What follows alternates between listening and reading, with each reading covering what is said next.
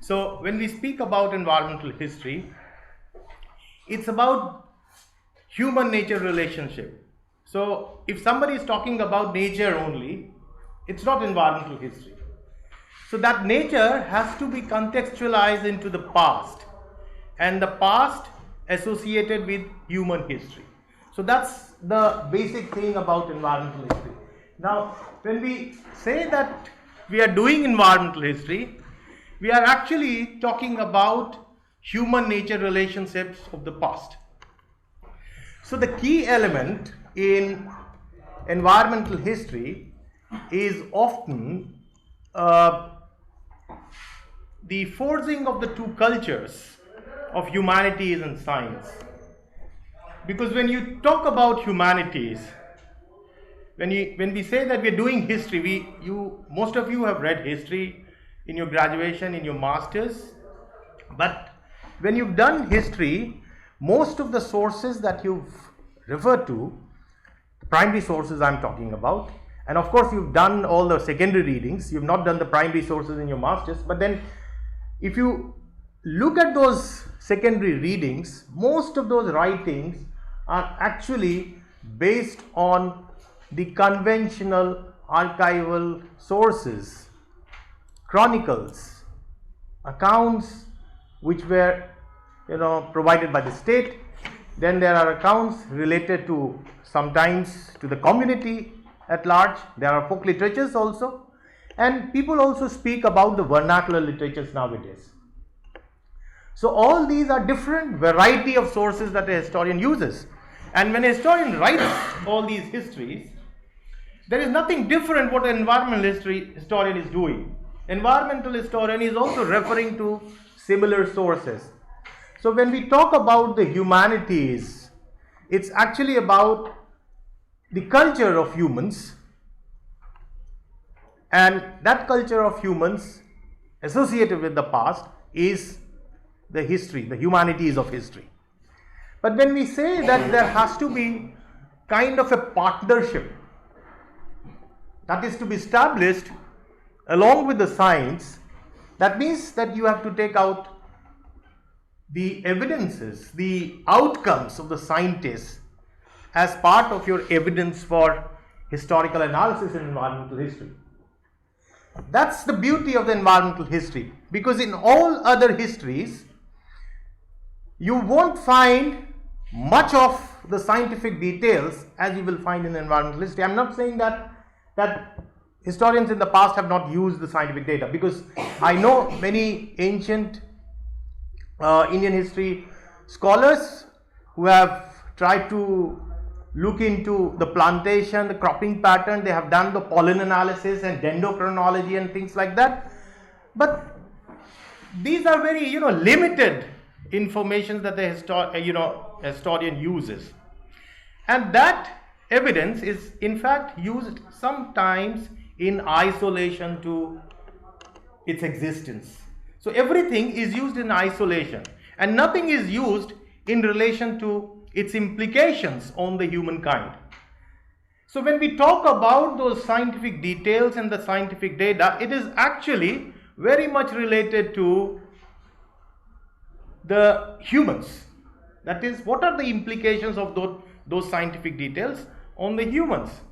That's why I just read somewhere that nowadays most of the industries associated with technologies, like Apple, is speaking about the if something new has been introduced with the iPhone, they also have a wing which speaks about which researches on the implications on the humans. So this is something new which many of the industries have come up with. But environmental history is actually about looking at all these aspects into the past. So I'll just take 1 minute. This Wi-Fi disturbs a lot, the Delhi University Wi-Fi.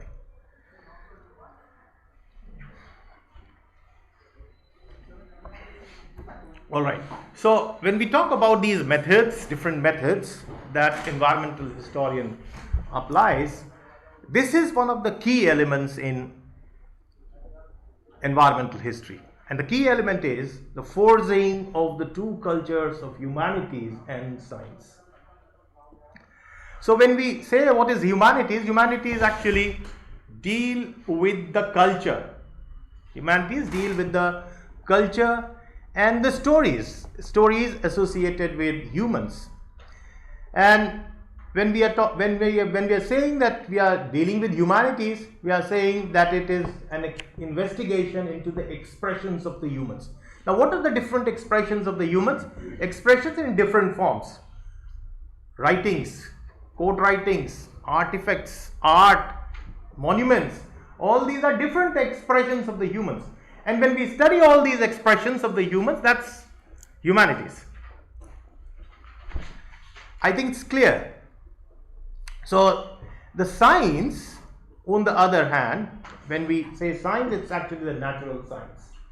So when we talk about science, it is actually some kind of a definite experimental outcome. So what is science? I mean, science always does experiments, investigations, and then comes out with some concrete, hardcore facts. Now, that information, I mean, this is one of the limitations of the scientists. When they come up with these kind of informations, that is, they come up with certain research outcomes, they are doing it in isolation. So somebody is talking about the pollution level. A scientist is studying about the pollution level. It is the social scientist who will associate the pollution level with implications on the humans. But a scientist would tell you that this is the quality index. This is the pollution quality, pollution level in the atmosphere. So similarly, you talk about the water contamination. So the scientist would tell you what are the, water contaminations existing in a particular river. But a social scientist would speak about its implications on the humans. And we are talking about these partnerships of humanities and science when we do environmental history. So it is important for us, when we do environmental history, it is important for us that knowledge of science is understood along with the cultural stories of the humans. Now, when we are doing these methods in environmental history, we will discuss certain important questions for as part of the methods, different methods in environmental history. Few of the important questions could be: what is new in environmental history? What is new which environmental history offers to us? How is it different from normal historical writing? Then what are the protocols? What are the protocols that an environmental historian uses? Because there are certain protocols for history writing, and similar protocols are to be used when you are actually writing history. Whether it is environmental history or gender history, these protocols are to be followed. So what are the protocols that an environmental historian follows, which is slightly different from the other histories?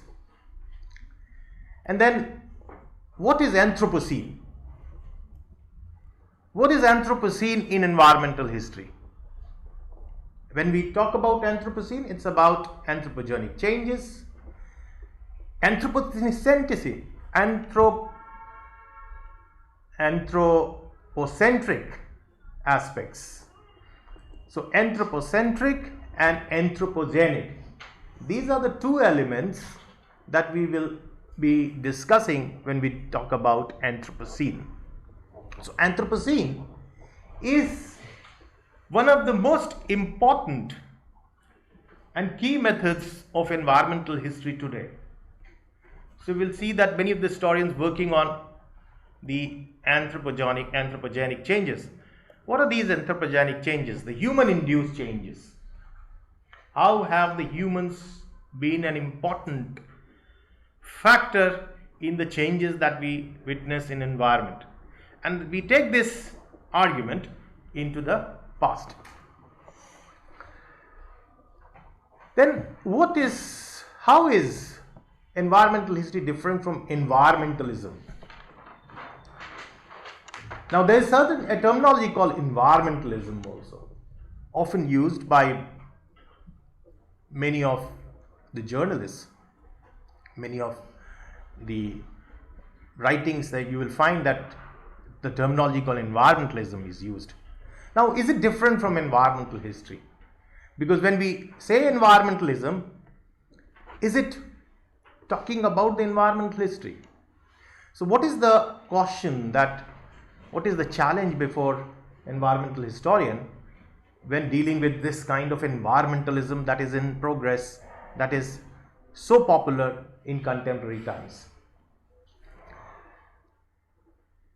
And then how is environmental history global in approach? Because it transcends the boundaries. It transcends the boundaries of ancient, medieval and modern divides. So an environmental historian, when he works on environmental history, certain aspects of environmental history, for him or her, these boundaries do not matter, ancient, medieval and modern. These ancient, medieval, modern divides were created by us to understand history in a better way. But for an environmental historian, this divide, it doesn't matter. It's not relevant for environmental historian because it crosses the boundary. Sometimes you will find that environmental historian sometimes goes into the past, comes back into the modern, talks about the contemporary and then switches again to the medieval. So for an environmental historian, these boundaries do not matter, and then environmental historian is also talking about the global idea of environmental history. So the approach is global and it transcends the boundaries of ancient, medieval and modern. And of course, when we do environmental history, we will be talking about some important formulations, theoretical formulations in environmental history. So let us begin with what is new that environmental history offers. Historians in the past have already been talking about nature, and if you read many of the readings that you've done in the past, that is in your graduation or masters, you must have seen that many of the historians have talked about their initial chapter always begins with ecology, historical geography. So most of the historians talk about that, and one of the monumental works of the 1960s, Agrarian History of Mughal India by Irfan Habib, it does talk about the ecology, it does talk about the cropping pattern, the irrigation, the famine, but that's not environmental history. So even when in 1960s such works were being written, these were purely economic history. And when Irfan Habib argues for the agrarian crisis, and while he's discussing about the agrarian crisis, he's talking about the conditions of the peasantry, he's talking about the different crops, he's talking about the famines and the irrigation systems. But then this is not environmental history, because there, when nature is talked about, nature has been talked about in isolation to the human kind. So the implications of the nature has not been discussed in the agrarian system of Mughal India, or for that matter in any of the major history writings of the 20th century. As you know, environmental history has emerged as an important sub-discipline within the larger domain of history over the last 3 decades. Of course, in the United States, it emerged in the 1970s with many monumental works coming on environmental history like Donald Worcester, Donald Hughes, Alfred Crosby, many historians writing different monumental works related to environmental history. In India, it came very late, and few of the important environmental historians of the 90s, Ramchandra Guha, Mahesh Rangarajan, many, Madhav Gadgil, they all talked about environmental history of colonial time. But the limitation of those environmental histories of the 90s was that they always talked about the colonial exploitation in relation to the deforestation. So that was the beginning phase of environmental history in the 90s in India. But now environmental history has moved ahead. In the 21st century, it has moved ahead, and people have started talking about different other aspects of nature other than forest. So you have different nature aspects that are studied all around the world. Yeah. I have a question. Questions can be handled only at the end, because then, yeah. So we will be discussing the question part at the end. All right. Let us first finish with the what we call as a lecture part, so-called lecture part. So, the environmental history offers something new to us, and the new thing is that we talk about nature in association with its implication on the humans, and sometimes it's the other way around, that what the human actions have done to the nature.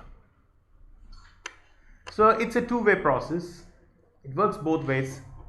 So environmental history is also about nature's implications on humans and human implication on nature, isn't it? In the early 20th century, when people were talking about nature's implication on humankind, it was called environmental determinism. That environment determines, environmental determinism. That is, environment determines humans and humans' history. So when people were talking about environmental history, initial environmental history was all about this, that how nature determines the human history. But now, the recent writings on environmental history talk about human actions leading to the changes in the nature. So people speak about changes in the landscape, people speak about changes in the health conditions of Aboriginal communities, people speak about various other changes that we observe in global world. Now, of course, nature has certain important elements within it, like you have hills, you have forest, you have rivers. These are important key elements of nature. So all these key elements of nature are studied by historians nowadays. So the new thing that environmental history offers to us is that it provides some kind of a dialogue of humanity and nature, and in which both these elements interact with each other and influence each other. So nature and humans, they interact, influence, but they influence each other. Now, many a times, this kind of human-nature relationship, the two-way relationship, is seen as some kind of environmentalism. Now, when we use the term environmentalism, it's largely about the concern about protection of the environment. So, at modern times, when we use this term called environmentalism, it's largely about the concern. So people are writing about environmentalism. When they are talking about environmentalism, it's about the environmental movement. That is, they want to protect the earth, they want to protect rivers, they want to protect various other things of nature. So in environmentalism, nature is always considered as a stable and benign thing. It is very stable, it is benign. And whereas human progress has taken place, it is always considered as something which is destructive. So human progress, human development in environmentalism is often taken as unstable and malign. It is destructive. So that's something which environmentalism actually means. And this is the challenge before an environmental historian. So the challenge before environmental history is to deal with this kind of environmentalism that is so popular in modern times. Now, just because environmental history has emerged as an important subdiscipline within history, many a times people get influenced by this kind of an environmentalism while they write environmental history.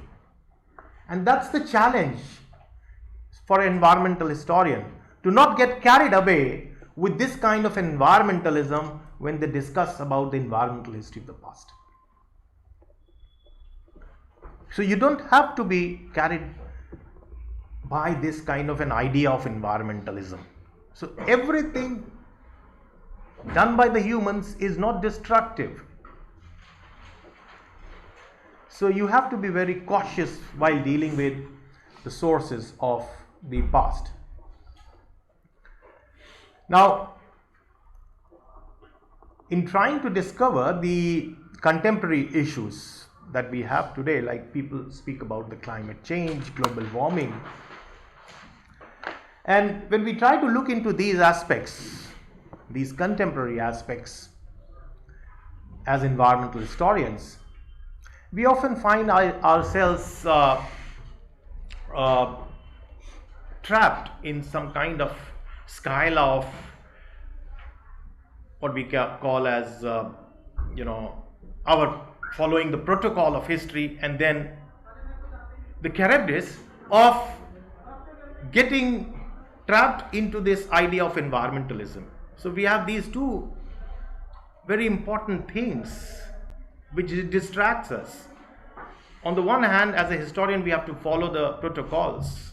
We have to look for evidences, and it is only on the basis of the evidences that we try to write a rational history.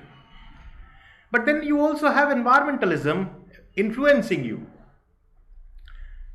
So this is a challenge before environmental historian, how to deal with this environmentalism which is so popular nowadays.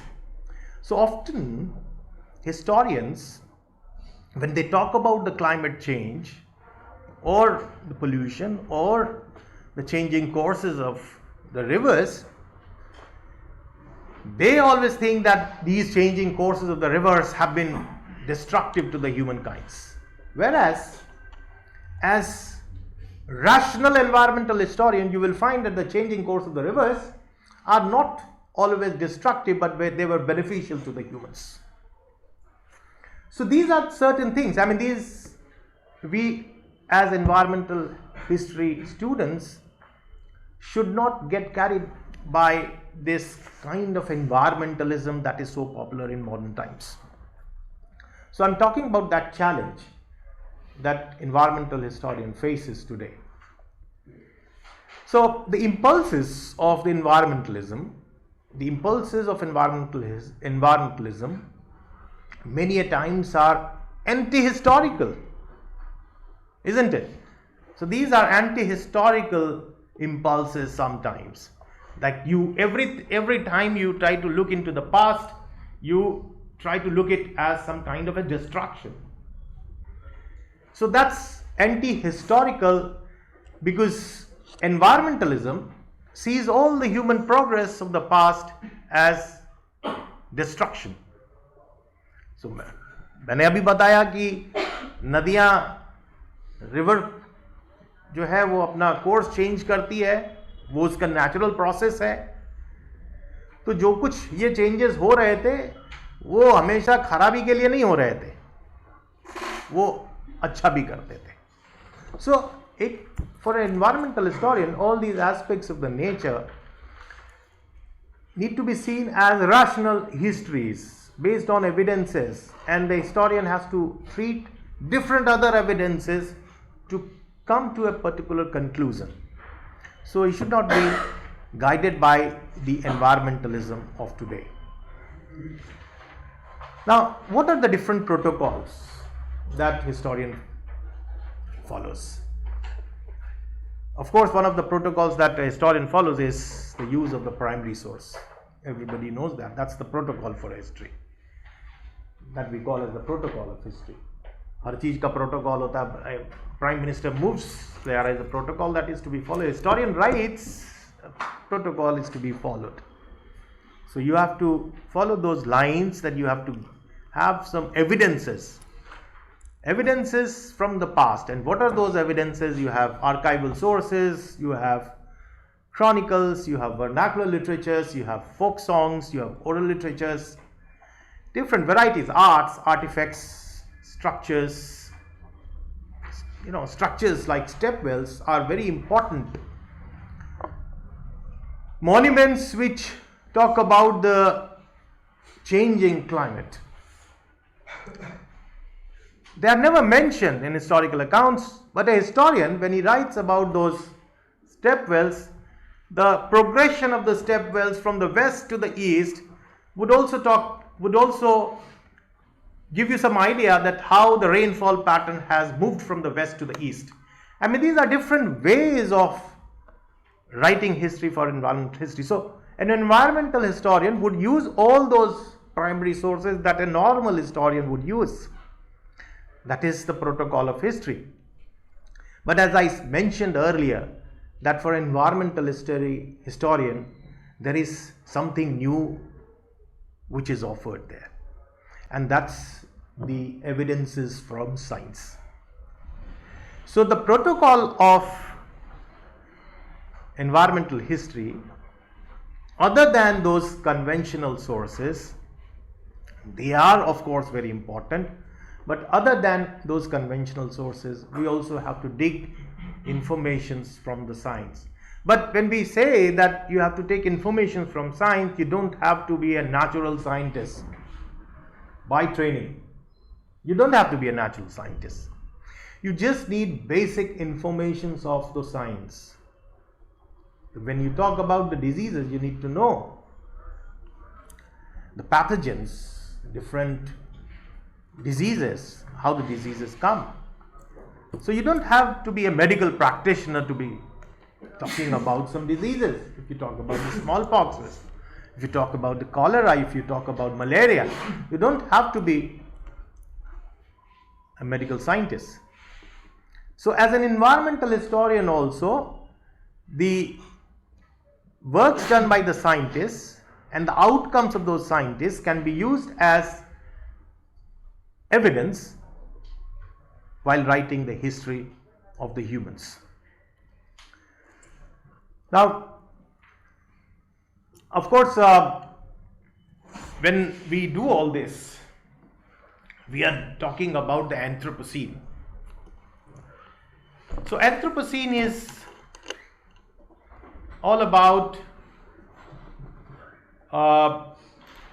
the changes in the past.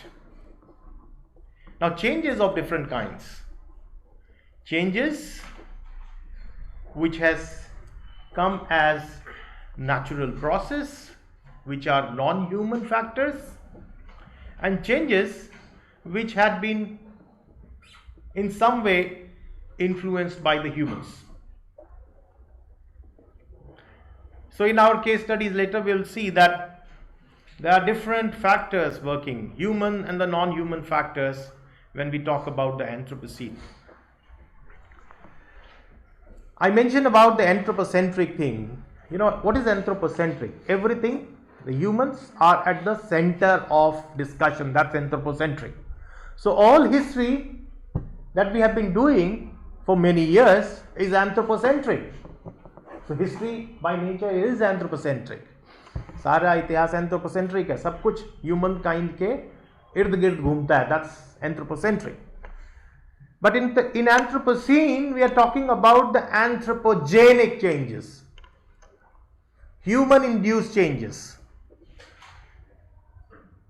And In anthropogenic changes, humankind is central element in all the developments in the past, but it is viewed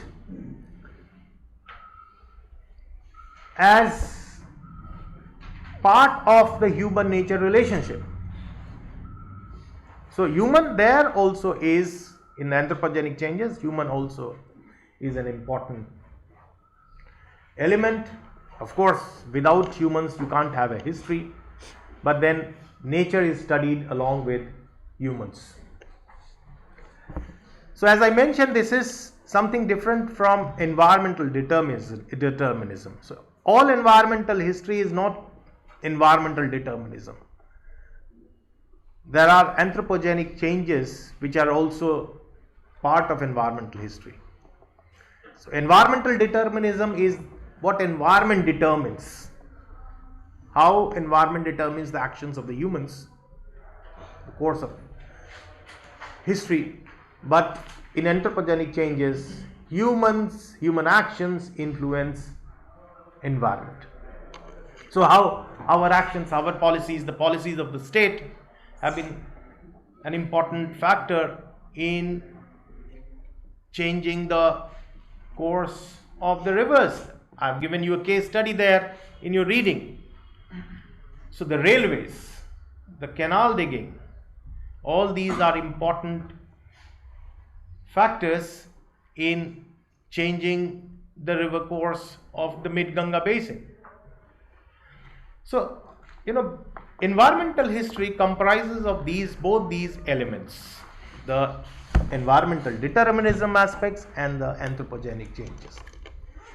Now, when we talk about this Anthropocene, there is of course a controversy as to when to begin this Anthropocene. So, when we talk about the anthropogenic changes or the changes in the nature in relation to the humans, what should be the time period from where we begin in the Anthropocene?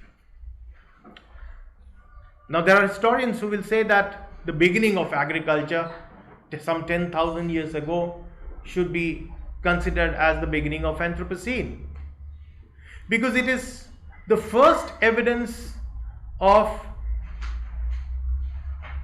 manipulation of the environment by the humankind. So you are basically deliberately staying at a place, deliberately trying to produce something. So you are trying to manipulate the environment. You are not eating everything which is available in the nature. You have observed that these are the particular crops which can be grown in this particular climate, and then you stay there. You do the cultivation, you wait for the crop to grow, and then the surplus is kept by you for the uses in later months. Now, many historians believe that this should be considered as the beginning of Anthropocene. There are many who would say that Columbian discovery of America by Christopher Columbus in 1498 should be the beginning of Anthropocene, because that was the first phase of history when contacts of old world with the new world started on a massive scale. And because of these contacts, there were many changes.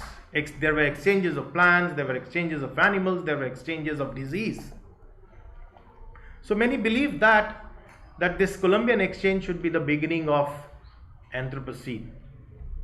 Because when Christopher Columbus followed a bird and reached the new land, he was just surprised to see everything new there. So the plants, the greenery, everything was new to him.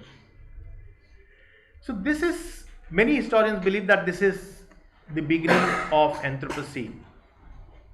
There are many historians who say that the Industrial Revolution should be considered as the beginning of Anthropocene, because it is only after the Industrial Revolution that major transformations appeared in the environment. So there were changes in the landscape, changes in the cropping pattern, and changes in the atmosphere. Now, there are people who say that post 1945 should be considered as the beginning of Anthropocene, because it is after 1945 that massive technological innovations started by the humans, and all these massive technological innovations in some way have been leading to environmental changes. So the global warming and the climate changes that we are witnessing and that we hear today is the after effect of the post 1945 phase. These are the various versions of historians.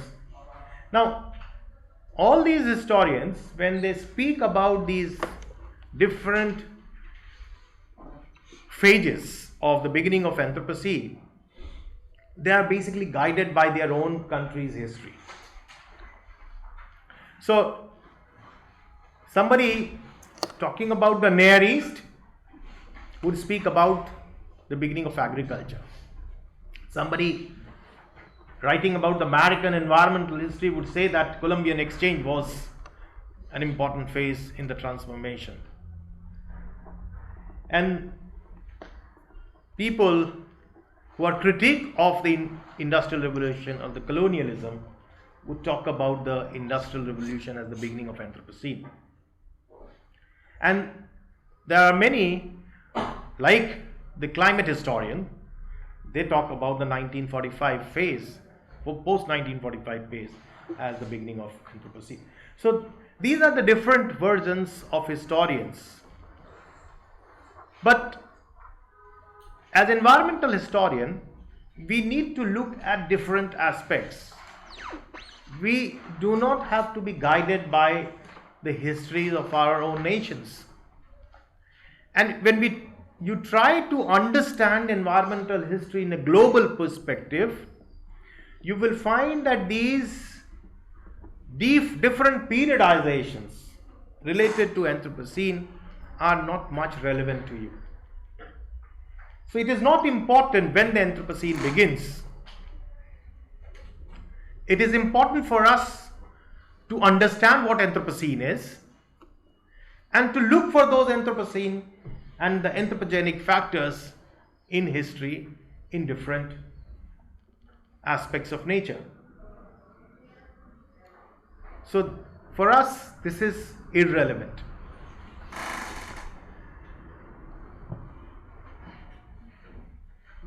Now, when we are talking about the Anthropocene, we are also talking about the non-human factors.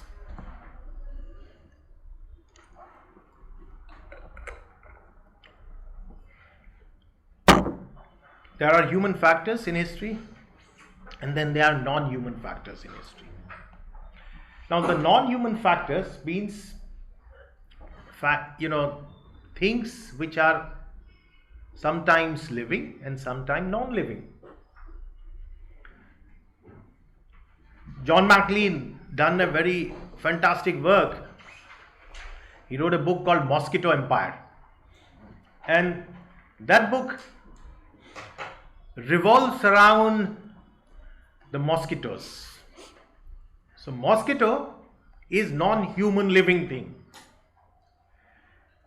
So mosquito for him becomes an important evidence while he writes the history of the Caribbean island. I think I've given you the introductory chapter of that book. Somebody gets the time, you must read the entire book.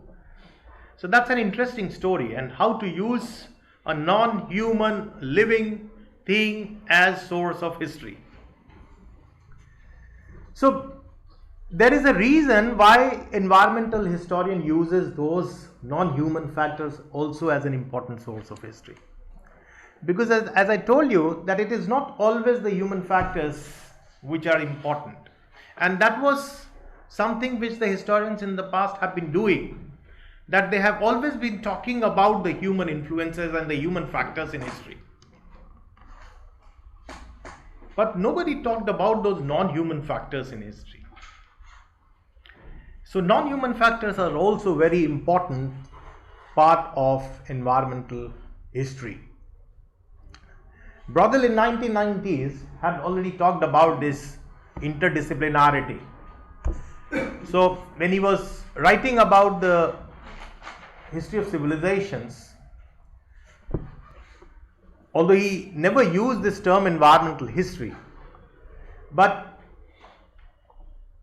somehow he was trying to send a message that all these aspects of environment, of nature, need to be used by historians when they write the total history.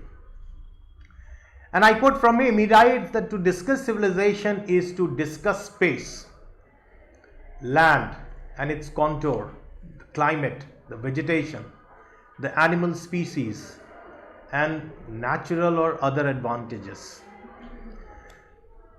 So, historians have been concerned about these non-human factors in history. Environmental history actually tells you that you use those sources as well when you are writing environmental history. So the interdisciplinarity, because when you use such known human factors, then you are entering into the other disciplines. If you're talking about the morphology of a river, that is, you are entering into the geography. You're trying to understand what the geographer has written about the morphology. So, and if you're trying to understand the health and the diseases, you try to understand the informations and inputs provided by the medical scientists. Similarly, if you try to understand humans, many of you must have read Richard Eaton's Rise of Islam in Bengal Frontier. Now, in that work, he speaks about the changing course of the river in the lower Bengal basin. And then, an important evidence for him is the anthropological study done on the residents of Bangladesh, modern day Bangladesh.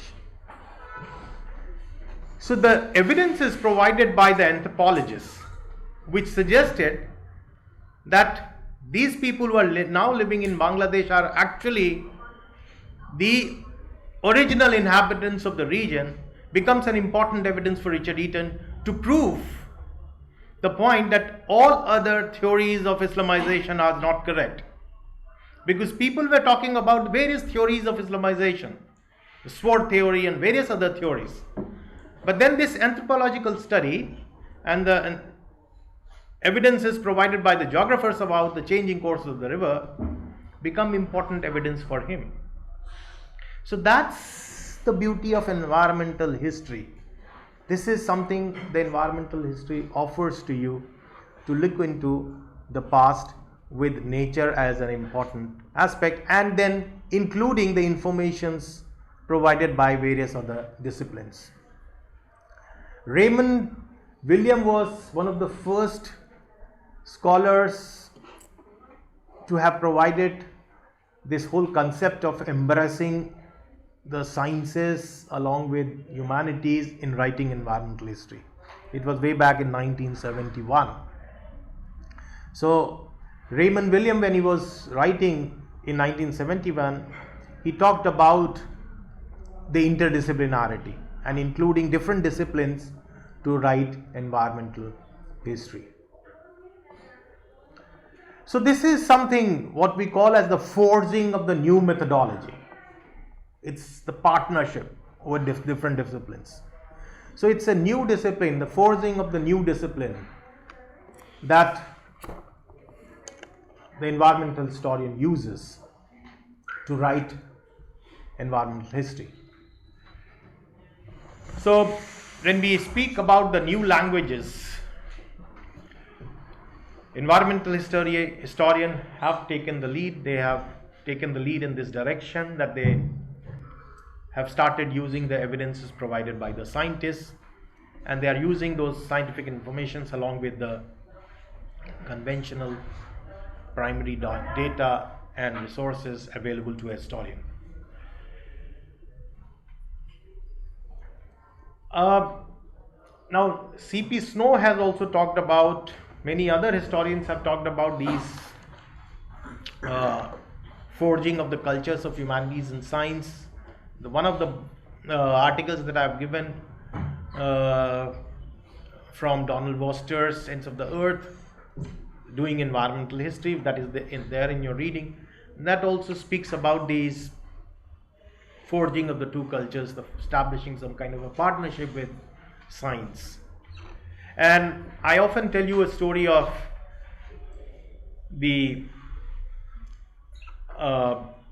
one of the drunkards who has lost the key in the dark night. And when he loses the key, the drunk man often looks for the key beneath the lamppost because he's a drunk man. So John McNeill says that if you want to actually find the keys, you have to go beyond the light, so into the darkness, and the darkness is where you get the new evidences. So try to look for new evidences. So we as historians in the past have been like drunk men. We have always tried to look for the facts which are under the light, under the lamppost. We have not tried to explore beyond our Rankian facts. So when Ranke was talking about, I'm still surprised that why history is so much influenced till today by Rankian idea of writing history. Because Ranke always talked about certain given facts to write history. So we have to go beyond those facts.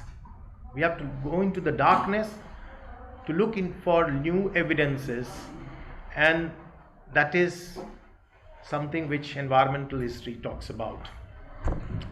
Now, when we discuss all these different methods that we apply in environmental history, three best examples of forging of this culture of science and humanities are, number one, the climate change, the sunspot phenomena, the catastrophe that has occurred in the past, and how they have influenced the course of history. You must have heard of the Little Ice Age. You must have heard one of the articles that I have given you from Brian Fagin. He speaks about the catastrophe and how it is guided by the ENSO phenomena. So these are certain aspects which are very important for us to understand that how interdisciplinary works for an environmental historian. Similarly, we can also talk about the transmission and exchange of various diseases. Of course, we have transmissions of plants, animals, and various other things, but disease is an important aspect of this transmission. Similarly, decommunization of the resources. So one of the case studies one of the readings that you have to do is about the rivers, how the rivers have been decommunized. When it is a common property resource, and then how the common property resource is decommunized, that is, the state takes control over the common property resource. So whenever the state takes control of the resources, it's actually about controlling the humans. So state, when it controls the resources, it is controlling the state. In fact, when you discuss about the medicines and the diseases, the introduction of modern medicine, as Michel Foucault says, that when you introduce modern medicine, it's the way the state controls the society. So the modern medicines that were introduced by humans, one of the case studies that I've done, I've given you, is about the Andaman Island Aboriginals, which is in news nowadays very much. Now this Aboriginal tribe, for them new medicines were introduced by the Britishers. They tried to control those Aboriginals through the introduction of new medicines. They did it in India also, because the traditional medicinal practices were very much popular in India. So I have given some descriptions of the smallpox disease in one of my articles that I have given you. Now that speaks about the smallpox diseases and the Sitla Mata tradition and various other things that were popular there in the 18th century, and it was popular even before. But how the modern medicines, through the modern medicines, the colonial state tried to control the society. So all these things has to be studied in environmental history. And in climate determination, when we talk about the climate determination, many historians feel that it is environmental determinism, that it is the climate which is determining the human action. But if you read Gustav Utterström, when he's talking about the Little Ice Age in the 17th century, I've not given you that article, I believe, isn't it? On Gustav Utterström, it's not there. So I'm just telling you about that.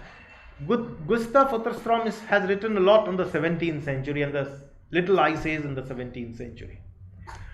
Many historians believe that this is climate determinism, that he only speaks about the climate and the changing climate and how it has determined the course of history of the 17th century.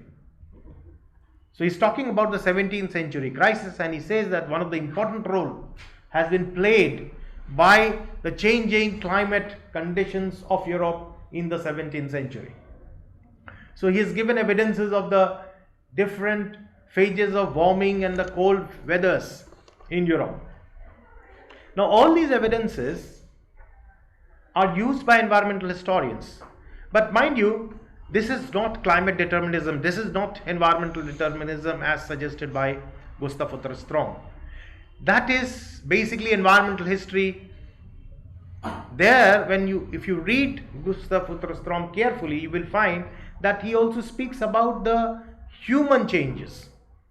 That when they are facing these climatic changes, how humans have moved to different directions, and they are moving to different cropping fields, they have changed the cropping pattern, and how the plague has appeared, how the rats have moved to different cropping fields, and it has led to the death of the rats.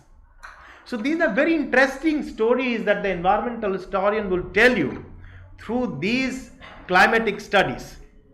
Now an important input when Gustav Utterström did this work, an important input was provided by another historian who gave the data about the Little Ice Age, and he said that there was a particular phase in which the Little Ice Age was actually existing in Europe. So he says that there was a phase in the mid 17th century between 1645 and I think that's 1645 and 1715, that Little Ice Age came. Now that data he was able to accumulate from various records that were available with the state, and he was able to find out that there were some fluctuations of minus 1.5 degrees centigrade in the atmosphere, in the climate temperature. Now this minus 1.5 degrees centigrade of decrease of temperature was huge for Europe, because it lengthened the period of winters in Europe, and that led to the destruction of the crops all around. Now that was one evidence which helped Gustav Strom's study, and it was only this kind of a study which was initiated by Gustav that these later works came. Now another important input which has been provided by few historians on the basis of the data provided by scientists is the use of the sunspot phenomena. Now sunspot phenomena is also known as the Maunder minimum.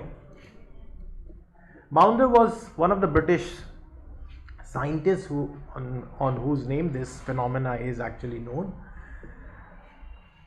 Under this Maunder minimum phenomena, the sunspots normally are the activities of the sun, and almost during the same phase, that is between 1645 and 1715, the sunspot activity has reduced during this phase, and people were observing, and he has provided evidences, historians have provided evidences about the people observing the sunspots of the sun. So they were doing it in the 17th century. It is possible, very much possible, that even in India these kind of sunspots data were being collected by the humans, but these are not available to us right now. But in Europe we do have evidences of people collecting those sunspot data, and after collecting those data from various sources, historians have come to the conclusion that this phase of the Little Ice Age, which has been suggested by Gustav, is actually also paralleled by this reduced sunspot activities. So when there is reduced sunspot activity, the temperature, the warmth released by the sun is also reduced. So when the warmth released by the sun is reduced, the earth's temperature also reduces. That is something which is very interesting, and all this information comes from the scientists. So environmental historian, in order to do an environmental history, uses the data provided by a scientist and writes this kind of an environmental history. So he's talking about the 17th century crisis. A historian is talking about the 17th century crisis by using all these climatic data and informations and the sunspot activities. Similarly, Brandfagen, in that book and in that chapter that I've given you, speaks about the ENSO phenomena, that is El Nino Southern Oscillation. So this ENSO phenomena, he says that it is some kind of an irregular periodic activities that is happening in the oceans. So these irregular periodic variations lead to droughts in the tropical zones. So he has listed all those tropical zones like China, he's talked about India, he's talked about the Southern America. So different tropical zones have been talked about by Brandfagen. He says that there is a phase, that there was a period in 1877-78 when this ENSO phenomena came, and this led to drought all around. So he speaks about the drought phenomena, which is associated very much with the changes in the nature. Of course, when he talks about the drought, he also speaks about the famine. Now, mind you, drought is different from famine. Drought is nature based. Drought is something which is because of the change in the monsoon, change in the rainfall patterns. But famine is man-made. So if the state is not able to provide you food, that leads to famine. So it is the responsibility of the state to provide food to the people. And if people are not getting the food because of the calamities, maybe it is the failure of the state, and that leads to famine. So famine, drought is natural phenomena, but famine is not a natural phenomena, it's a man-made phenomena. So many a times you will hear in various historical writings that people talk about drought and famine, and then sometimes they get confused and then use these terms interchangeably, but these are two different things. So one of the articles that I have given you about, it speaks about the bubbles of revenue and speaks about the famine that has come in the Mid-Ganga basin in 1770.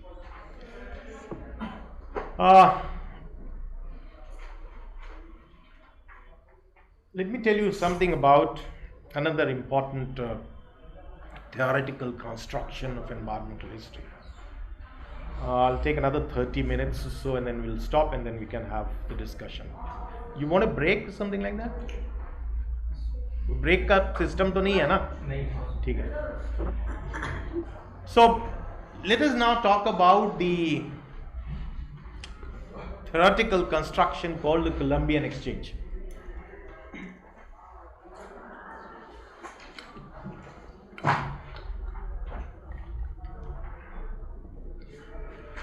Columbian Exchange is one of the most decisive event in global history. And Alfred Crosby was the first historian to have used this term called Columbian Exchange. He in fact wrote a book with the same title, which was known as the Columbian Exchange, Biological and Cultural Consequences of 1492. So he writes the book with the same title. And you can understand from the title of the book, when he speaks about the biological and cultural changes of 1492, he's talking about Christopher Columbus' arrival in America. So when he talks about the arrival of Christopher Columbus,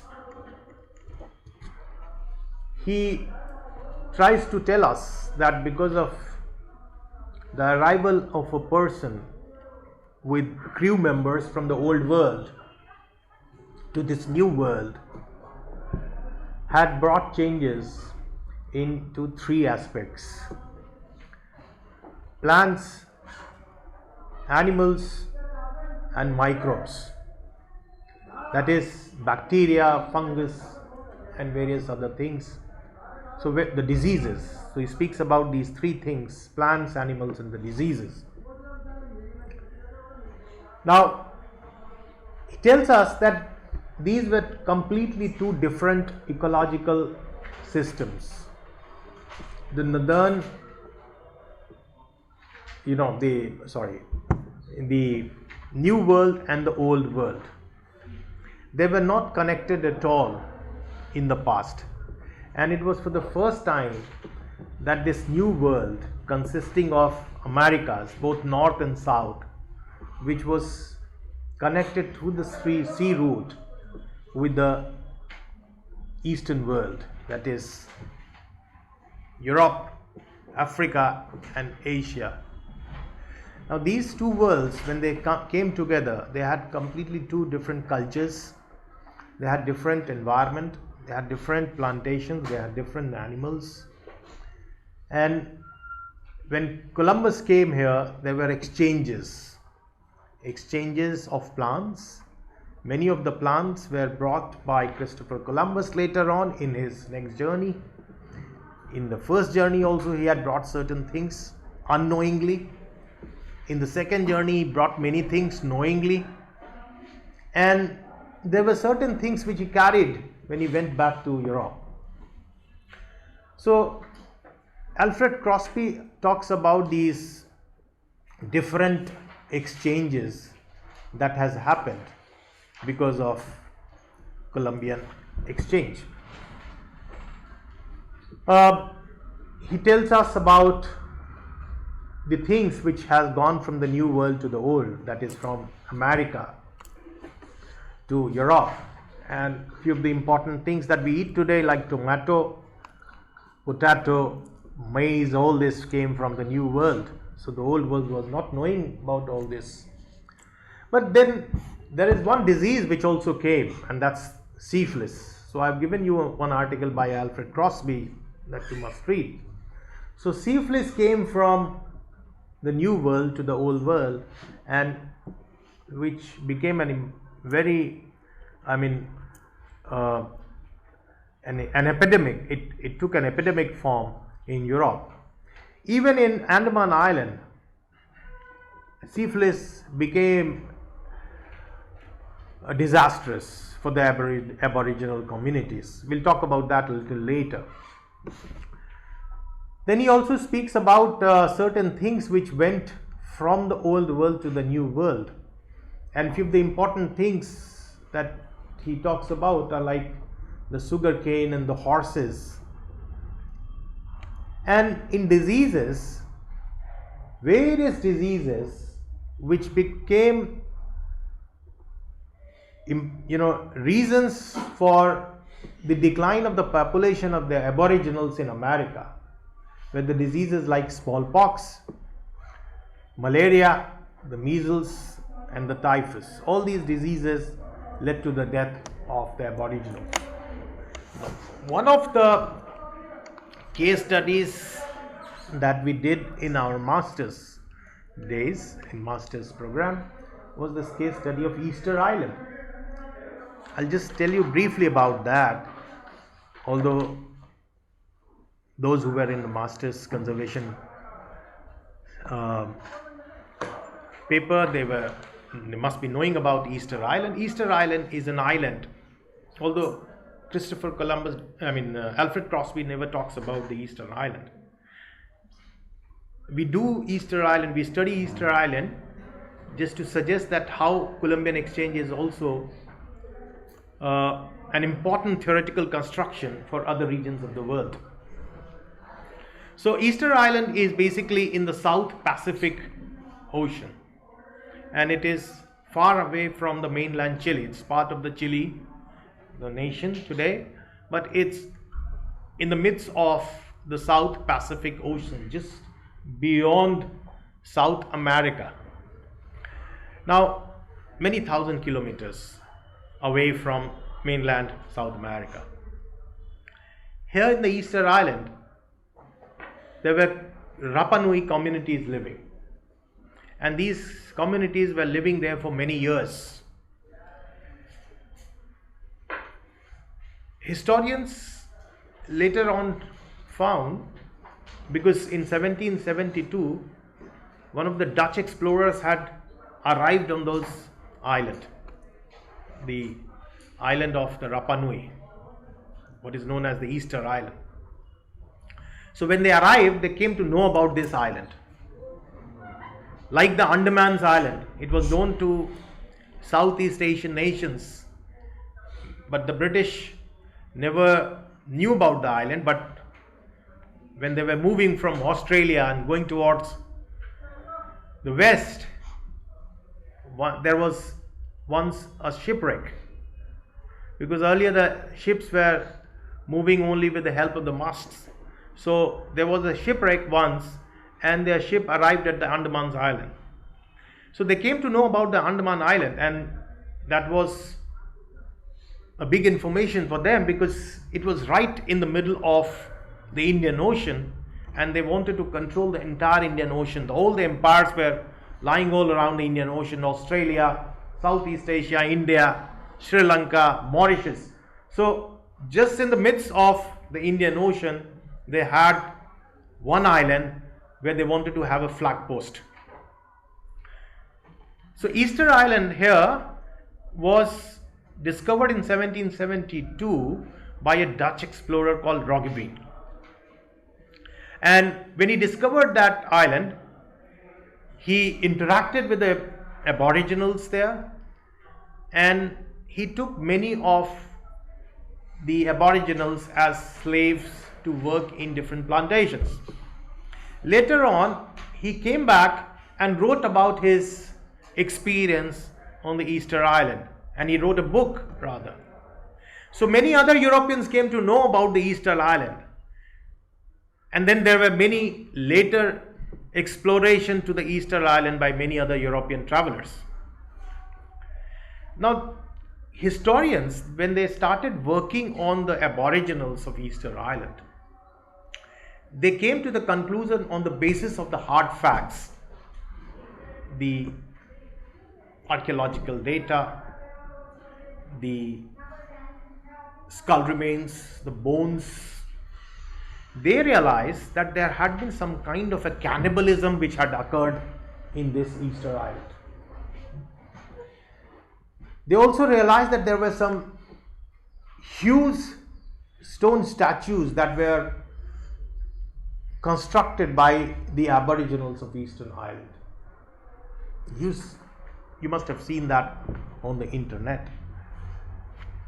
So just type Easter Island on Google, you will find the statues coming in. So historians, when they started doing this study of the aboriginals there, they came to the conclusion that possibly this culture of erecting these huge statues was one of the reasons behind the destruction of the people of Easter Island, because this culture of erecting the statue was so popular and it was so dominant that in order to move those statues to the coastal areas, they had to use the logs.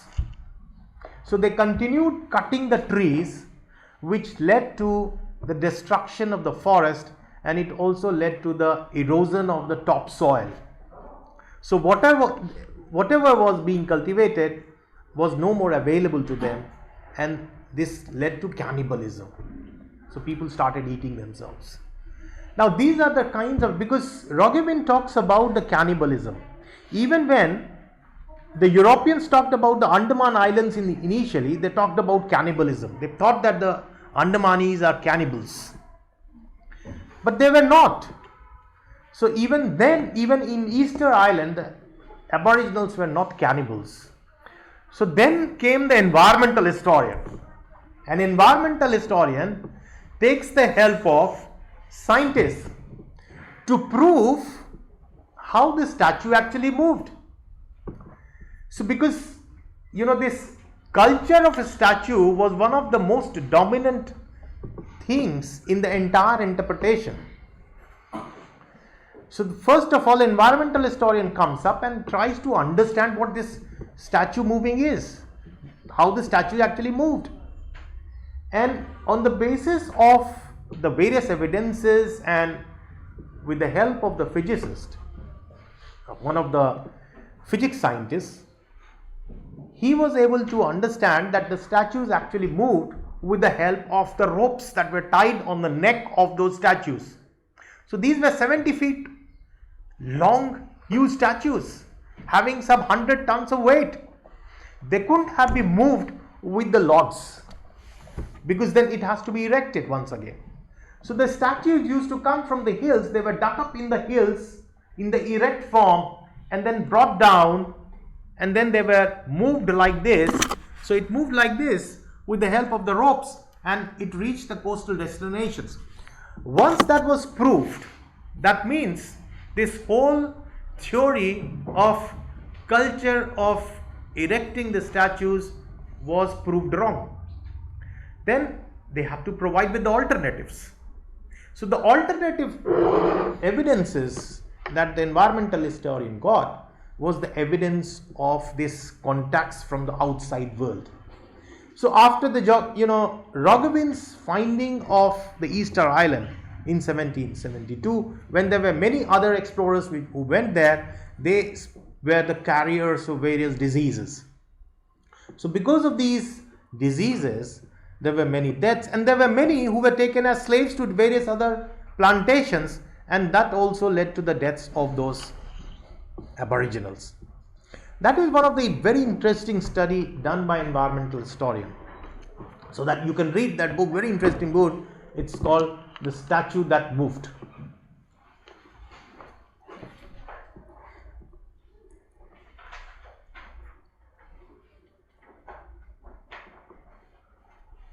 It's called statue that walked, not moved. Statue that walked.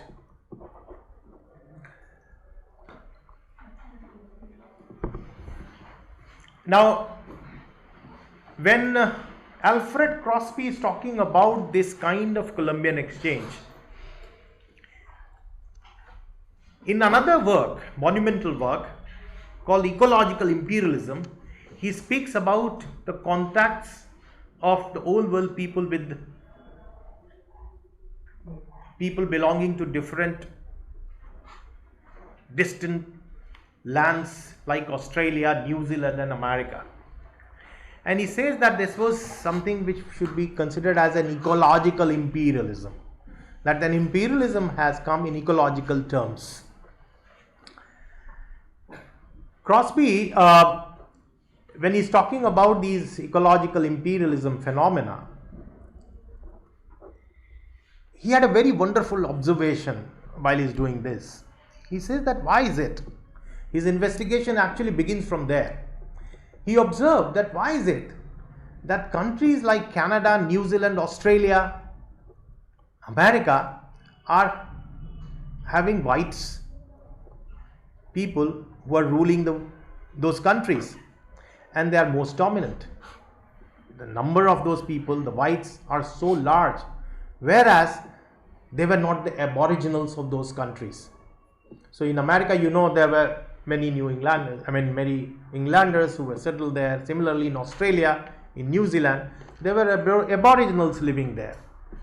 Later on, the whites settled there. So this was the beginning of his investigation into this whole theory of ecological imperialism. And he realized that possibly, this was his hypothesis, initial hypothesis, he believed that possibly these people have gone and settled there. But then one of the important questions before him was that how the aboriginal population declined and how the population of the whites increased. So he says that the climate of these regions where the whites have settled was very much similar to the one which we find in Europe. So he says that you will find the cold climates in all these areas. So wherever they have settled, they have found some similarity in climate. That's why the Andaman Islands, although he has not written about the Andaman Islands, I'm telling you that in the Andaman Islands, the British were able to discover the Andaman Islands and they were able to settle there, settle a home there, settle a flag post there, but the British never settled on the Andaman Islands because the climate of the Andaman Islands was not suitable to them. So this was the basic hypothesis of ecological imperialism of Alfred Crosby, which talked about the European demographic triumph. That is how the Europeans have been able to dominate those countries. So he thought that this triumph of the demographic triumph, that is the increasing population of the whites, this can be explained through two phenomena. Number one, the dissemination and the defeat of the aboriginals. That is the outnumbering of the aboriginals by the whites. And secondly, success of the Europeans by manipulating the environment through the introduction of their system of agriculture, canals and irrigations. So when the Europeans went there, they introduced their own system of canal and irrigation. That's why even in the case of countries like India, where when they are trying to introduce those systems of canals and irrigations, they have not been so successful. So they have this understanding of introduction of canals, that canals are going to give them two things. Number one, the canals would take the irrigated water to the fields, and number two, canals would also provide them transportation.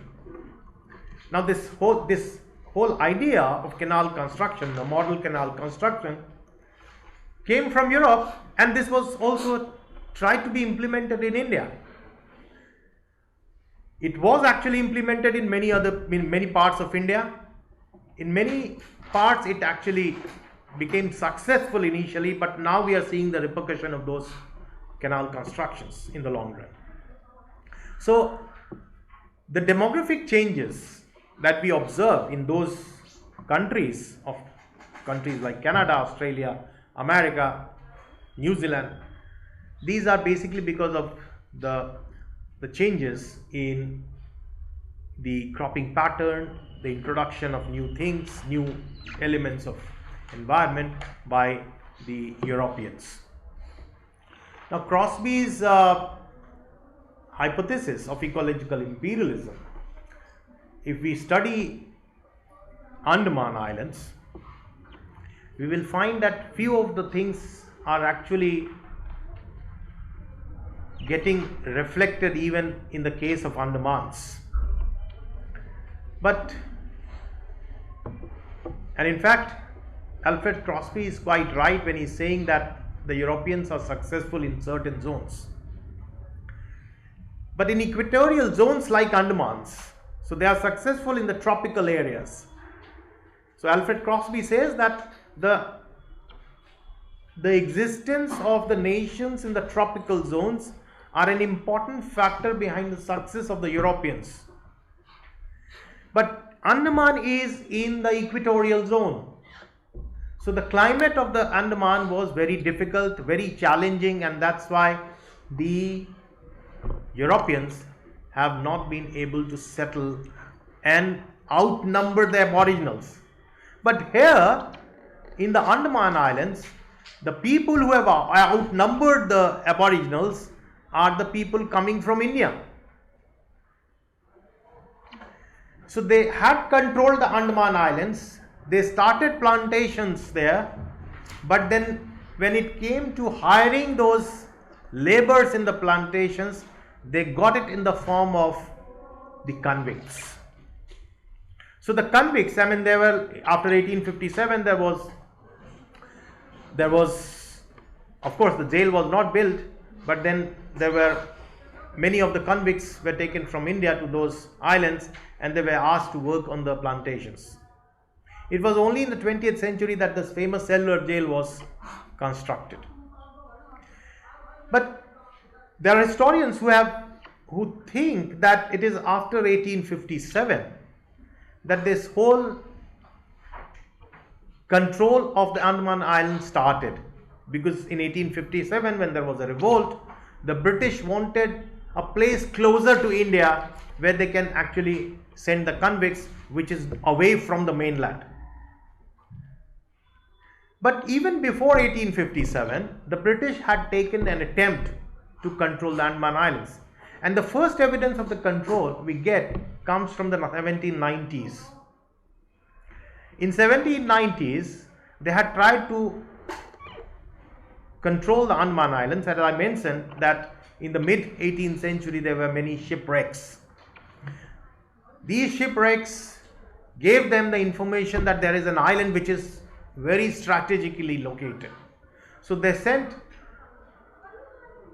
Blair and Colebrook to do a survey of the island, where actually on what part of this island we can actually construct those places so that the ships can reach there. Now, Alistair Blair is the one on whose name this Port Blair is known. So Port Blair is actually associated with Alistair Blair, who had done the initial survey in the 1790s. In 1793, they were able to take some 700 convicts along with many guards and many officers, and they actually constructed a flag post there. Because once there is a flag post, then all the ships who are moving to Australia and to Southeast Asia, they got a place where they can take a breath. They can stop there, and then it also controlled the pirates. So they wanted a place in between the Indian Ocean. But within 3 years, there were disease all around among the crew members, the guards and the convicts. There were many deaths and they had to abort. So the British aborted the island in 1796. This was an initial attempt by the British to take control of the Andaman Islands. But as I told you that in 1857, after 1857, there was another attempt made by the British. And now they controlled this island with a purpose, because now the convicts had to be taken. The convicts were in large number and they were taken there. Many plantations were established. Now, by that time, the British had been able to take care of many of the sea-related diseases, and many medicines had already been introduced. They had understood the problems of such islands situated in the equatorial zone. So all the officers and the guards that were taken there and the convicts who were taken there, they were provided with modern medicines.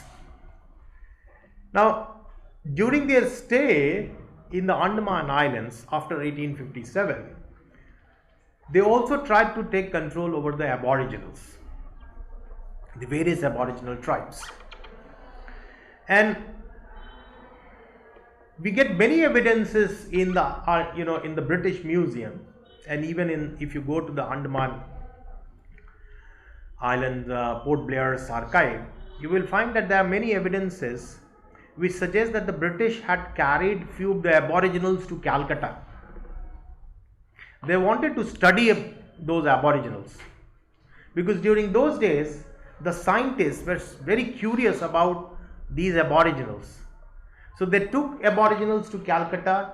They were exhibited before the governors. Like there was one aboriginal called Jack. They named him Jack. So the Jack was taken to Calcutta. He was exhibited before Lord and Lady Canning. Then he was exhibited before various British officials and scientists. They took his photograph, measured his skull size, his body size, everything. So the anthropologists used to do all these, take all these information of the aboriginals. But during those contacts with the mainland people, this guy Jack was infected with cholera. So they tried to treat him with modern medicines, but they couldn't.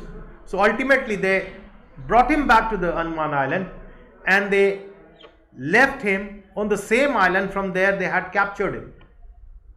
Now this cholera infected person, you don't have evidence before you, but you can imagine that a cholera infected person who has been left to the island, he might have mixed with the people there, with the aboriginals, and it must have led to the spread of the cholera disease all around.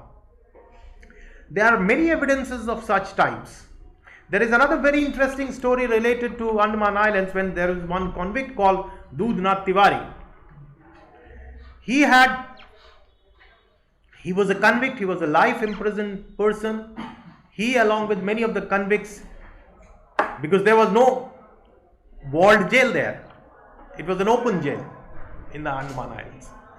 So he, along with many of the convicts, crossed the sea, swam across the sea, went to some other island. He thought these people were having this understanding that possibly if he crosses the sea, this land is connected somewhere with Burma, which was not true, but this was a kind of understanding these convicts were having. So they crossed the sea. Dudnath Tiwari came back after 1 year and he was with the tribes, and all his informations have been recorded. These are all recorded in the British accounts, and he says that he was living with the aboriginals, he interacted with them, and I'm really surprised with the recent incident, because this incidents of Dudnath Tiwari could give us some light. Initially Dudnath Tiwari was also tried to be killed by the arrow, he says that he had many wounds of the arrows, but then his body was taken by the aboriginals to their own location. There he was treated, and then he says that he got married with two of the girls of the tribe. So the head of the tribe actually asked him to marry his daughter. He got married, and then he says that he comes back to, he has lived with them, he has followed their culture, he was staying with them in complete nudity, following their own culture. He had all those skulls, bones, everything on his neck. So he was living the lifestyle of an aboriginal. But mind you, he must have been carriers of many of the diseases. And this disease might have spread to many of the aboriginals. He came back. That's the truth. There are other similar stories which are recorded, which are not there in the British account, but there are certain, like there is one Muslim convict who wrote a memoir later on when he was released, and he writes about his own experience in the Andaman Islands. So these are different variety of information that we get from the Andaman Islands, and in most of these accounts you will find that there has been an interaction of the mainland people with the aboriginals, and this has led to the deaths of many of the aboriginals in the islands. So the declining population of the aboriginals in the Andaman Island is also a case in the point. It's also similar to the case of the tropical nations like Canada, America, Australia, New Zealand. Here there is a slight difference in the process of exchange. There the whites were the main carriers of the disease. Here the mainland Indians, the convicts, are the carriers of those diseases. So that's the difference that we find. I would stop here, and then we will conclude our entire discussion. Of course, there is one something which I have deliberately not discussed, and that's Richard Grove's Green Imperialism. Now, Richard Grove is actually very critical of the ecological imperialism. He says that green imperialism is actually about the acts of the colonial powers to take control of the colonies on a sustainable basis. So he says his basic argument is that whatever has been introduced by the colonial powers in different countries like India, these were done to sustain their rulership, their control. So if canals are introduced, if modern medicines are being introduced, if modern irrigation things are introduced, they are done because the British wanted the conservation of those colonies. So he says that this is some kind of a it's an imperialism, but it's a greener form of imperialism. That is, the idea is to sustain those colonies for a longer period of time. So it's like the story of a man not trying to kill the goose who laid golden eggs. So the colonies are the places from where these European powers were getting gold. So they did not want to kill that, and the conservation ideas came from Europe. All these ideas were conservation ideas which were introduced in the colonial world. But as you can see, in the case of the Mid-Ganga Basin, that all these colonial ideas might have been conservation ideas, but they were not suitable to the regions. The canals, the modern irrigation systems, the railways, they were not suitable to the regions. And how it has led to creation of permanent embankments in the floodplains, because the railway tracks were some kind of embankments for the free flowing rivers, because all these railway tracks were always constructed on a height, and this disallowed the rivers to flow freely.